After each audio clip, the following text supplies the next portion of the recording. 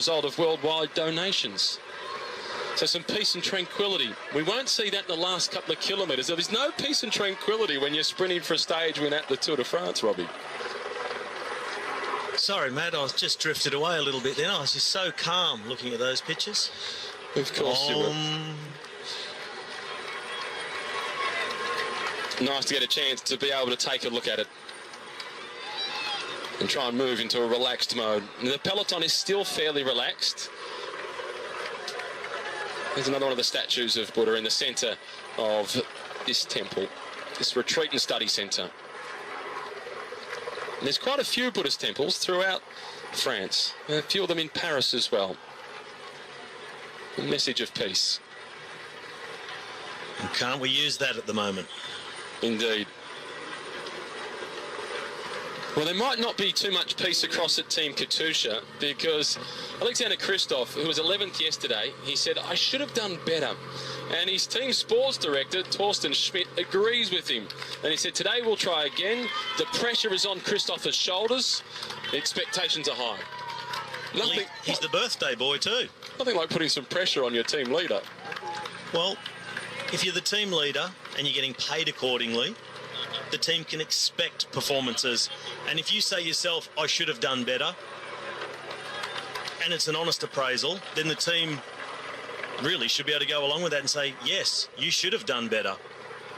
Keep the pressure on the rider because he'll have plenty more on himself and he'll be really disappointed with his efforts so far, Alexander Kristoff. But this is a stage finish that suits him. Kristoff, a real mix of sprinter and classics rider. We've seen him win the Tour of Flanders. We've seen him win Tour de France stages a couple of years ago. And this is a finish, 500 metres at 5%, really dragging, really heavy. It's one that does suit the classics type fast men. So I have expected Kristoff to be up there today. Just not quite sure he's got the form to take it to the likes of Greipel, Cav, Kittel, Sagan, and even at this moment, Brian Coquard, who had a good third place yesterday. And he'll find a finish to his liking today as well. So they're getting on with the job in hand. They're just inside 40 kilometres to go.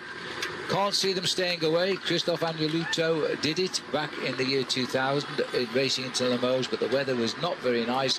Heavy rain, and the peloton were huddled together for warmth. Yeah, I think as Jens Voigt mentioned to us, it really was a dramatic day when Agneluto won. That was a long time ago, and I think everybody kind of went to sleep because of the weather conditions. Here it's slightly different. These guys have never been given their advantage, and what has happened though, they've ridden steadily over the first 4 or 5 hours of this race, and now all of a sudden they've also picked up their tempo, because when we get the access to some of the dimension data that's being thrown at us, these guys are riding at 55 to 60 kilometres now. Talk about throwing down the gauntlet to the teams of the sprinters.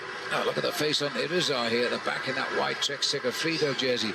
Experience in the breakaway, because Irizar's got 5 tours under those wheels, and Andreas Schillinger, the German's, got 3. The other 2, Guger and Nazen, are in their first Tour de France, and they must be wondering what's hit them, I think, but they've not been afraid to go out and have a little dig today. We're now looking at the lake here of the Vergne. This is really lovely countryside now. Of course, it's the home of the famous Raymond Poulidor. He was on the race. He was 80 in April. And he never wore the yellow jersey in the Tour de France. And for that very reason alone, because he was on the podium more times than anyone else. Bit of a problem there. It looks as though we've got a little cracker from Guga here, dropping back. And so Raymond Poulidor throughout his career. Well, forget about throughout his career, and nowadays, Phil, when his car drives through the villages, you can still hear people shouting, Allez Poupou, Allez Poupou, yes. And Poupou was the nickname for the famous Raymond Poulidor. My image goes back into the 70s when he was still riding the Tour as a star. He used to walk into the area by himself without his bike. He'd sit down on any park bench and he'd peel a grapefruit. And the elder people that knew him so well, I saw an old lady dressed in black reaching across the rails, just wanting to touch Raymond Poulidor. She's going, poo-poo, poo-poo, touche, touche. It's such a popular man. Well, I'll tell you another funny funny story about Raymond Poulidor, because in fact he's an Auvergnat, and they say that the Auvergnat region of France is where people are very, very careful with their money. And Raymond Poulidor, when he used to pay for his fuel at the gas station, he would only write it for 50 francs, and people never cashed the check because they wanted his signature. Anyway, now he's still as famous today as he was all those years ago when he was the great rival to Jacques Anquetil, and what a rivalry that was. Now we're down to 3 leaders now. Gugère, well, he was the youngest rider in the breakaway group at just 24 years of age, and we're now down to 3.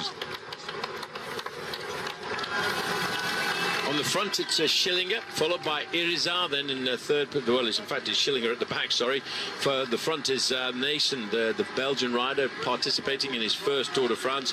And now just dropping onto the front is Markel Irizar, the rider from the Basque Country, riding for the Trek Segafredo squad. This is one of the far extremities of the lake we were talking about before. This is the small lake of Royeras. As I mentioned just a little earlier, there's a huge reservoir of water in this area in the Limousin, including that great lake, the Lac Limousin. But there was also a lot of resistance in this part of the war as well. In 1944, the soldiers of the SS rounded up around about 3,000 men in this area. And it really was the heart of the French resistance. So they did this yesterday. They were the strong team. They didn't get it quite right at the finish. We'll see what happens this time. Little flick of the elbow. Time for Vermont to come through and take up the pacemaking. 18 seconds. Slipped away just a little bit here. There's Aston on the left. Movistar in the middle. Of course, they're the team of Quintana. But this sort of finish, somebody like Alejandro Valverde could deliver a sprint blow. Very strong on these types of finish up to the line. They hit the bottom of the climb about 500 meters out. Yeah, but look over to the right-hand side, the red and white jerseys, Lotto Soudal, they've still got a full complement of their leader. And poor old Thomas Voeckler, that's him bobbing about at the back there. Got the red number, 179, the most aggressive rider of yesterday. A little bit of discussion about that, but his job is done. He's just going to cruise in at the back end of the main field. In the white jersey, just hovering around in the middle of that fork at the front, is our man Andre Greipel. So the team are now sorting out their sprinters. Katusha, it seems to me today Katusha are going to give it another go for Alexander Kristoff. They feel as though he may have sorted out all of his problems, driven on. The trouble is, you're born in the month of July and you're a world-class cyclist. You never get to celebrate with your family and your children because you're usually on the Tour de France. It used to happen on an annual basis to Miguel Indurain, who won the Tour de France 5 times straight. Well, another town that loves the Tour, the Le Puy. There's someone, I missed it actually. La Puy-Neige. Well, it's certainly not snowing today. Thomas Voeckler, job done today at the back of the group, but he has laid down the foundations for his team, Direct Energy, to come to the front later on. And I think what's important so far is, Phil, none of the teams that have got these lead-out trains have burned out their lead-out train. They're still pretty much in full complement, so as we get closer to the finish.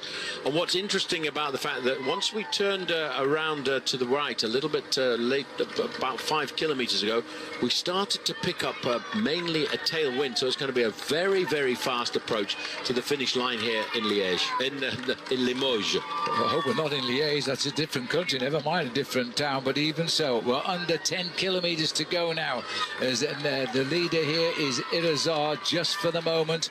All 3 still try to help one another. The common enemy is about to pass under 10 kilometers to go as well. Just over 6 miles, remember. And it's Astana taking a real part in the finish today. Their man for the future, the long term, is Aru, but Vincenzo Nibali is here. Nibali, when he won the Tour a couple of years ago, got off to a great start on the second day when he won an uphill climb in the city of Sheffield in the UK. If he produces that form, then there'll be no sprinters with him. Oh, now watch out. Dodgy little corner here as we start to get closer to the outskirts of Limoges. The breakaway group is around there nice and safely, but look at the the smoothness that the main field are negotiating these corners now. These are the moments when you've got to stay at the front end of the peloton. If you dream about touching your brakes at a moment like this, you'll slip back 15, 20 places in the main field, and then you'll have to use a fair amount of energy to move back up towards the front end of the peloton, and it's those little bits of acceleration that deaden your sprint towards the end. Cavendish, he's hovering around there in the green jersey and never far away from him. He's so happy with direction data because he's got his lead-out train, his dream lead-out train back together. Bernie Eisel from Austria, he's got Mark Renshaw, and then of course himself. And over the years, Mark Renshaw, the Australian, has been so instrumental in all of these victories that Mark Cavendish has racked up. Racing to the town here of Le Palais-sur-Vienne, as we're inside 10 kilometres now to the finishing line. Looks as the Lotto boys were looking around to make sure they hadn't got rid of their leader there, Andre Greipel, but he was tucked right in, and Cavendish paying a lot of attention, making space for himself now. These next few kilometres are the hazardous moments for the sprinters in the Tour de France. They've got to be very careful now, Phil, as we start to look at that 10 kilometre to go banner, because inside of the last 10 kilometres, and it's one of those things when you look at the race route like this, there's a non-categorised little climb towards the finish. It only goes up 400 or 500 metres, but sometimes it can catch the sprinters unawares, and they know how important it is at this stage of the game now to hold their position in the line. Well, they're racing about 3 miles an hour quicker, the peloton, so they should be shutting this down any minute now as we cross over the Vienne again here. The gap is down just 7 seconds. It's rather like counting for takeoff now as these boys close in.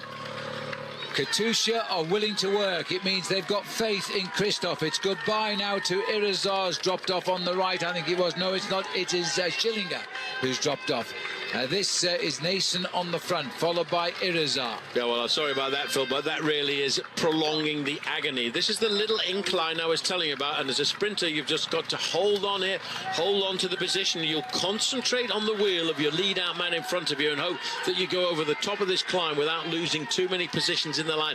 That is Irizar there in second position, all over his machine. If they look back now, they could probably see the breadth of the men in the main field, and now all of a sudden it's Lotto Soudal said, okay, now's the time to take control, and you see this little incline, the damage it's doing at the back. And it's Adam Hansen, the Queenslander. That's his job to start the ball rolling for the Lotto boys. There he is on the right of our picture, checking who's coming alongside him. And it looks to me as though Orica have got a keen interest here now for Michael Matthews as well. Not surprised by that. Contador is dancing over on the far left in that orange or yellowish jersey there. These are the two leaders. We're coming together, and we're coming together with about 7 kilometres to go. Well, the overall contenders now are mixing it up with the sprinters. You've got the black and blue jerseys on the right-hand side. That's the riders of Team Sky looking after Froome. The AG2R rider in there, Romain Bardet. He's quite happy to be hovering around there. You know, Romain Bardet and Warren Barguil, the two young Frenchmen, they've been very attentive over these early stages. They've been finishing in the top 15. I think maybe a little bit of youthful enthusiasm, but still they're paying attention and not losing any time. Now let's take a look at it. On the right is Team Sky. They're looking after Froome, trying to keep him safe. On the left of the picture we've got Contador's team with the yellow jersey of Sagan right in our picture now in the centre. He wants to win while they're trying to keep Contador safe as well. The Movistar team, dead centre dark blue, are looking after Nero Quintana, trying to keep him clean as well. As we've just slipped to the back, this is Irizar now, straight through and out. Oh, talk about bad luck, Phil. They've been in the breakaway, and he's actually now got himself a flat tyre with 6 kilometres to go. That is unlucky. It's very unlucky because he'll cost time, not that he's too worried about time. Limoges loves Le Tour. We know that. This is the 15th time we have been here. We've had the Grand Depart here on at least once occasion. There is the flat tyre. Another $120 down the pan. 6 kilometres to go. The teams are organised. There's a mixture once again of teams for the overall, wanting to stay out of trouble, teams of the sprinters wanting to get in there, mix it and win the day. Marcel Seberg trying to pull for Lotto Soudal as they race down before they kick up towards the finish. We're still 2 kilometres to go. Seberg playing his part now. Hansen's done his and dropped away as they try to relieve the last man standing in white, Andre Greipel. This is Marcel Seberg now on the front. He knocks in at around about 6'6". He's a big, powerful man. Looks over his shoulder. They really got it lined up. 4th position there in that line of riders is Andre Greipel. He's now up into 3rd position. Seberg has now done his bit. He's gone off. Sagan is such a perfect rider when he comes to position. He's in the leader's yellow jersey. If he were to win, of course, he would get a time bonus and increase his overall lead going into tomorrow. That's not his main aim. His main aim is to win the stage today. They made that road look flat. Well, they certainly did. Everybody else are coming in. They'll be given all of the same time. So the men trying to win this race overall, they will finish at the peloton. You've got a couple of riders. Let's have a look at this one more time. Brian Coquard, the slightly built Frenchman, putting his shoulder there up against the bigger man on the left-hand side. And it's that throw to the line. Well, from this angle, you cannot see a difference between the two of them. Let's have a look from the helicopter. Well, I just don't know. It's shades of deja vu from yesterday. Coquard coming on the left here, and Kittel obviously fading a little bit. Sagan and Christophe out of it. Coquard, the little Frenchman, coming up close. Where is the line? Kittel's wishing it had come right now. A clash of shoulders. That's just effort. Oh dear, I still don't know. No, Let's try this one. You know. Well, it's the black line under the wheel that counts, and I still don't know. Well, you know, the fact of the matter is Brian Coquard is a track sprinter. They've given it to Kittel. It's unofficial. It says provisoire, unofficially for Kittel at the moment, but we have to go. I think, Phil, we're going to have a very long look there at the photo finish. I think we'll probably get 75 reruns here. Yeah. Well, he thinks he's won. Yeah, he does. I'm not convinced.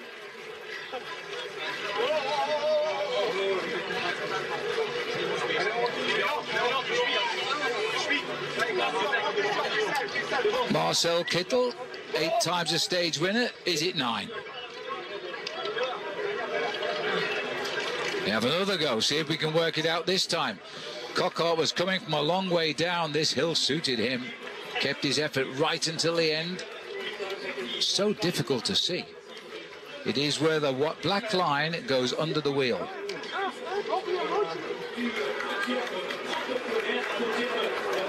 And we can't see the wheel, never mind the black line.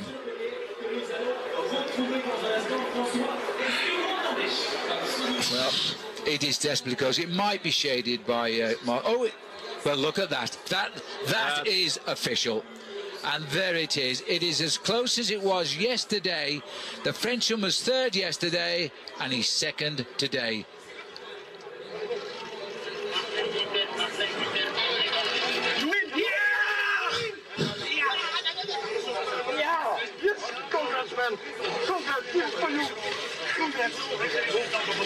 Yeah. Marcel Kittel is back, suffering from depression. He's back on top, and he's now just won his 9th stage of a Tour de France.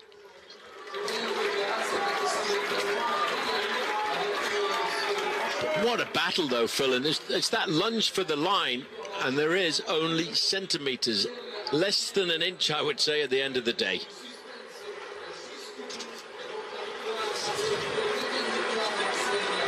Well, there you have it. There's confirmation of the result. It went to the photo. Marcel Kittel just getting ahead of the young Frenchman, Brian Coquard, and always present, getting himself another time bonus, by the way. Peter Sagan in 3rd place. Dylan Groenewegen, the Dutch national champion, in 4th. Alexander Christophe is getting up there. Hey, and look at that. In 7th place, Dan McClay is making his 3rd appearance in the top 10, and Cavendish are fading a little bit down towards the end in 8th place, but don't complain. He's already won 2 stages so far out of 4. Other riders tailed off on the right-hand side there. That is Thomas de Gent. Looks like Wout Poels in the middle for Team Sky. But these riders not too concerned. He waited a while. He thought he got the, you know, as a sprinter, you've got that sense when you think you've got the win, but that was so close. He really did have to wait until the photo finish. But just watch from how far back the Frenchman goes in the black jersey there, and he disappears out of the shot. He's on the wheel there of Peter Sagan. Then all of a sudden he's biding in time. We're waiting. He's locked into the slipstream. Now the acceleration. Now the catapult on the left. And he's slowly making his way up towards what he hopes is going to be a victory. And on the line, the lunge. It's all down to that last moment there. And it was close, huh? And maybe it was the slightly longer arms that gave the victory to Marcel Kittel, because it was all about that throw to the line. That's Groenewegen on the right-hand side in the red, white and blue. And Cavendish over on the left-hand side. We get a chance here to have a quick look down there on the magnificent backdrop of the Cathedral of Saint-Etienne. Gothic architecture. Construction beginning back in 1273.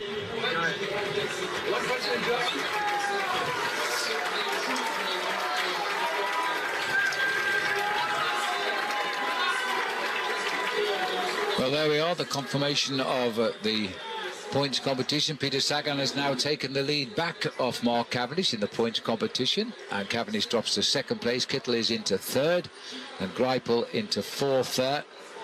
It was not a good finish for Andre up that climb, indeed. No change in the King of the Mountains. It really didn't make any difference. Jesper Stuyven keeps his lead, but it's much more hilly tomorrow. That's the big thing. This has been some of the best sprinting I think we've seen in the Tour de France, and I couldn't stand to look at the screen in those last 2 kilometres. It looked so dangerous. It was very dangerous, very fast, and at the end of the day, as we mentioned, Phil, it was a question of biding your time, waiting for the last moment.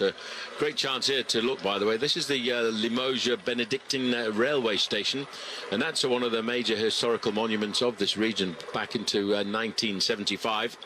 It was damaged during the Second World War. It was bombed by Italian planes in 1940, but today, forget about all of that history. Think about that great win by Marcel Kittel. And of course, I've got to say, I'm waiting now to see Brian Coquard from France get a sprint victory, because that was very, very close. After 4 stages for the sprinters, where avoiding crashes was the objective of the yellow jersey favourites, today the race meets its first serious climbs. Hello and welcome to stage 5 of the Tour de France. This is Matthew Keenan with you, and it's the city of Limoges, where Marcel Kittel won yesterday, that hosts the start of today's stage as we head down towards the Cantal. Another long stage as the race enters its first serious climbs.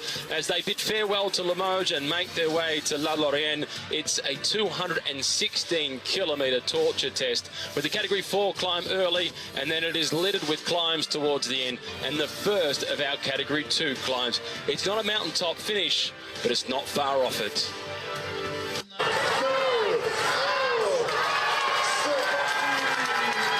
It was a day of celebration yesterday in Limoges for Marcel Kittel. This afternoon, as the race got underway, the peloton was celebrating the fact that the sun was out.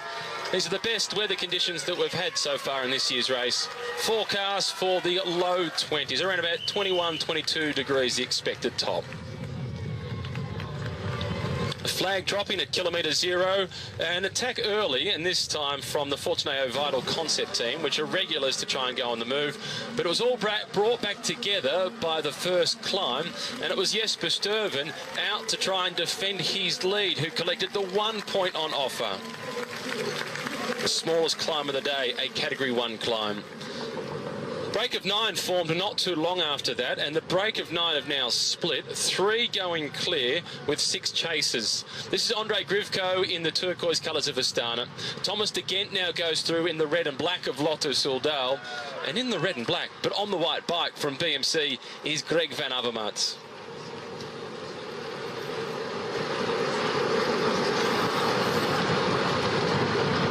They made their way through Meimac for the feed zone, and they've amped the pace ever since that point on, and that's where these three riders have gone clear. They're 9 minutes and 45 seconds ahead of the peloton, but their chasers are still within 1 minute behind them. Yet to get any footage of as to what is happening directly behind them and to see whether that chase is organised. In amongst the chasing group, Rafael Micah is there, who's won 3 stages, all of them in the mountains, in his 2 appearances at the Tour de France. Here are the chasers. This is Cyril Gute at the back of the group from AG Tour Le Mondial. A teammate of one of the stage favourites today, one of the local heroes, Romain Bardet, AG Tour Le Mondial, with a clear plan.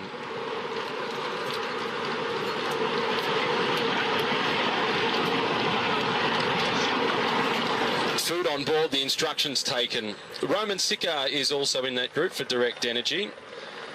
Bartosz Husowski is there for Bora Argon 18. Serge Pauls for Team Dimension Data.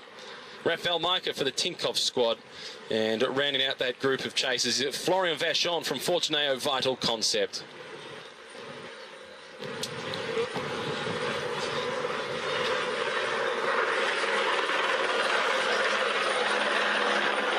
Some beautiful forested areas throughout today's stage that we'll get a chance to take a look at. And this is just one prime example.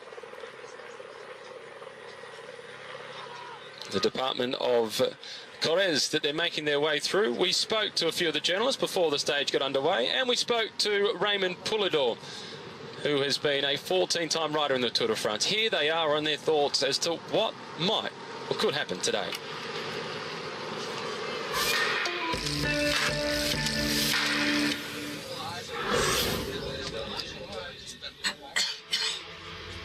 It's a stage that can break your legs.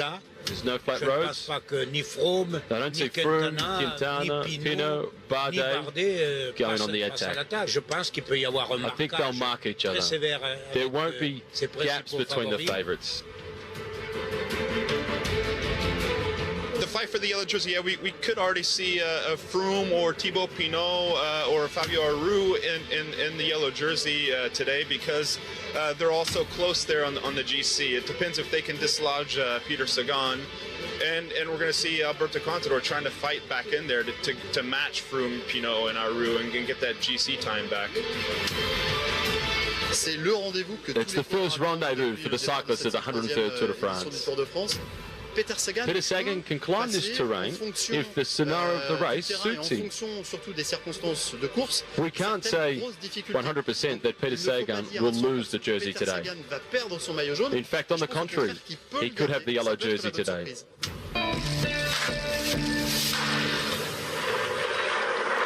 So they're the thoughts of some of the people following the race as to what to expect today. And one of the main talking topics in the lead up to today's stage has been the condition of Contador. Coming into the race, before things got underway on stage 1, it was pretty clear he was a genuine contender. But with that crash that he had on stage 1, you can't help but think sleep wouldn't have been good for the past few nights. He conceded a few seconds on stage 2 after yet another crash. And we'll learn a little bit more about Alberto Contador today, because this is a difficult stage. And Raymond Poulador, who was speaking there at the start, a man who rode the Tour 14 times, finished on the podium 8 times, but never once wore the yellow jersey, not for a single day. He thinks that this is a pretty tough stage. This is Ian Stannard on the front for Team Sky, which will come as some relief to the riders from Tinkoff that Sky are already taking charge of the race. And the protection of the yellow jersey of Peter Sagan. Can he possibly hold on with the amount of climbing that they've got today? If it was any normal rider for the Flatland Spring Classics like Flanders or Paris-Roubaix, or a man that we talk about as winning the green jersey, you'd say no. But we're not saying no, because it's Peter Sagan. So we'll say maybe. He's always a chance, Peter Sagan. The next climb comes in around about 27 kilometres time for the leading 3 riders. So that will make it around about another 32 kilometres before the peloton gets there. And it's a Category 2 climb, the Côte de Poussin-Méry. And it's a relatively long climb. It's the longest climb that we've had so far this year, just short of 7 kilometres in length. It's a fairly gentle gradient, just on an average gradient of 4%. But the tests will begin. And there is Alberto Contador with that right arm still bandaged up. That's the side that is the most seriously injured. That was the one that he damaged on the first stage, the opening day of racing, with crash number 1 for Contador. He did the damage to the left side on the second stage, which was in the rain, so it wasn't quite as bad as much as that can be the case when you do crash. Number 91. He's got one of his teammates in the breakaway, Greg Van Avermaet, but Richie has said that he's not going to go on the attack today. This isn't one of the days where he can start to claw back the time that he lost following the puncher on stage 2. In terms of the big favourites for the overall, and Richie Porte, he is in the mix. Sure, he's a second-tier favourite, but everybody is a second-tier favourite behind Froome and Quintana. And you have to put Alberto Contador very much in that now, given the injuries that he sustained on stages 1 and 2. But Richie Porte is 1 minute and 49 seconds behind Chris Froome, Nairo Quintana, Fabio Aru, his own teammate TJ Van Garderen. Romain Bardet is also 1 minute and 49 seconds ahead of Richie Porte. So Porte's got a challenge ahead of him, but he's up to the task, I'm sure. He said that one of the things that gave him great confidence in joining the BMC team was seeing the condition that TJ Van Garderen had throughout last year's Tour de France and knowing that he'd be working with the same coach. A lot has been made of the coach at Team Sky, Tim Kerrison, former Australian swimming coach, incidentally. And going away from working with Tim Kerrison, that was one of the key things that Richie Porte had to consider, and the coaching staff at BMC, he was happy with the way they managed to get TJ Van Garderen into great shape, and that was a key element in his decision to going across to BMC.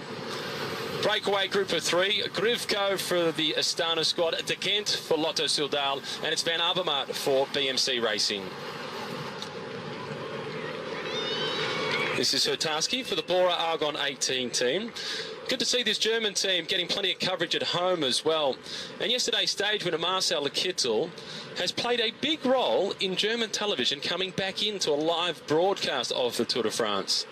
In fact, throughout the off-season, the last 2 years, Marcel Kittel and to some extent John Degenkolb have actually gone to meetings with the key executives and the big networks at German television to convince them to cover the race once again. And it's great to see that it is back on German television with their biggest public broadcaster. So that is good news. And yesterday, Marcel Kittel gave them what they were looking for. Now, the group stuck in the middle, now drifting further out to 1 minute and 54 seconds. The peloton's at 11 minutes and 54 seconds behind. The front 3 are really thinking about their prospects of winning the stage.